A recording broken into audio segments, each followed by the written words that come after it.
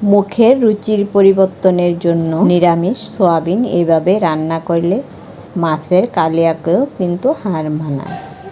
এই দিকে সয়াবিন একটু লবণ দিয়ে সেদ্ধ করে নিয়েছি, আর সয়াবিনের সাথে একটা আলুও সেদ্ধ করে নিলাম। সয়াবিন, কাঁচা লঙ্কা, ধনেপাতা সয়াবিনের সাথে পেস্ট করে নিলাম।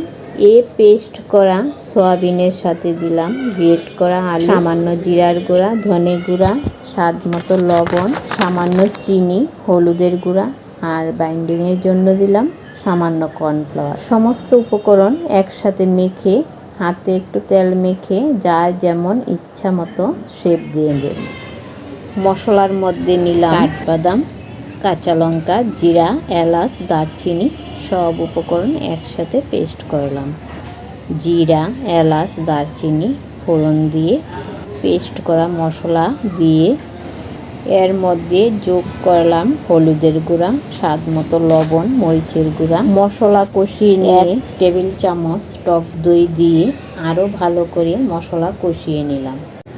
মশলার সাথে আলুগুলোও দিয়ে পরিমাণ মতো জল দিয়ে ভেজে রাখা কোপ্তা দিয়ে বলক তুলে নামিয়ে গরম গরম ভাতের সাথে পরিবেশন করলাম।